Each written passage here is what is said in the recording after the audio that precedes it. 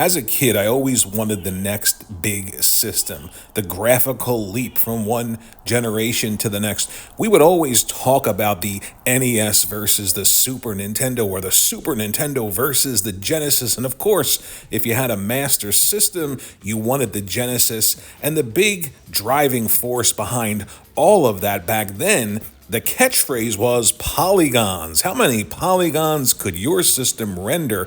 And I still think that's one of the most important metrics when it comes to actually what you're seeing on the screen, what you expect going from one generation to the next. Of course, there's resolution and buzzwords like frames per second and all that. And I'm not saying those aren't important, but I still think the number of triangles that your system can draw, how's that for technical?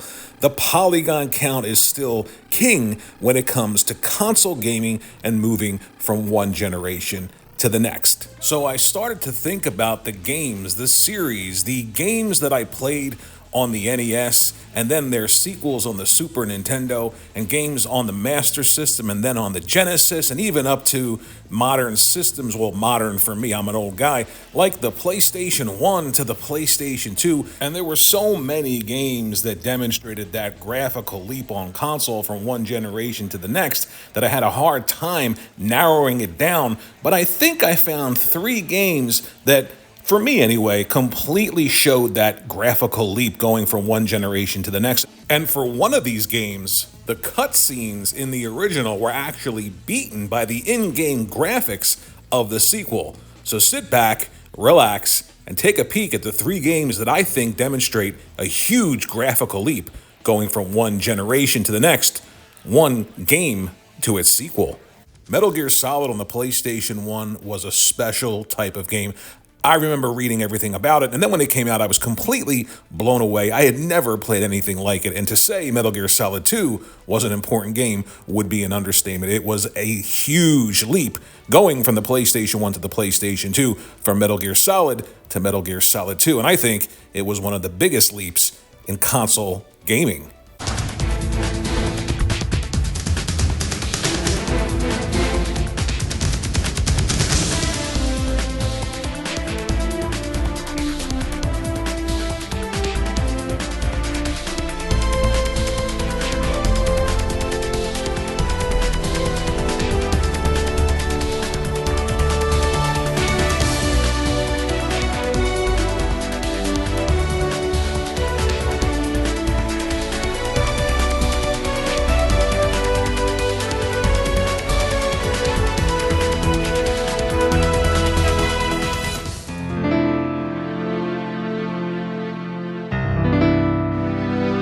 When I played Legend of Zelda: Link to the Past, I knew I was playing something really special.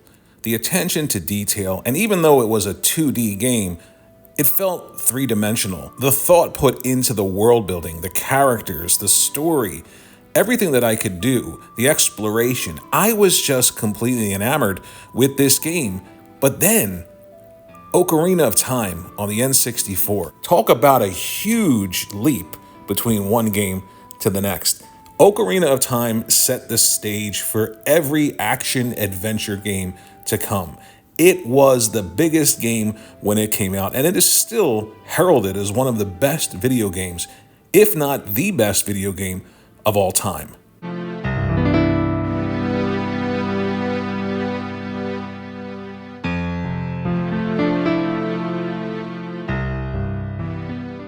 Now, I have to be honest, when the PlayStation 3 was announced, it was a huge price, and it really wasn't pulling me in like the Xbox 360 was at the time. But when the first Uncharted game launched and I played it, I knew that I was playing something really special, and I knew that the graphics were something that I have not seen on other consoles in that generation. But then when Uncharted 2 launched, and think about this, in one generation on one console, we got 3 big AAA games, Uncharted 1, 2, and 3. But the leap from Uncharted 1 to Uncharted 2 was staggering. It was absolutely a huge leap. And you didn't even need to buy another console or wait for a new generation.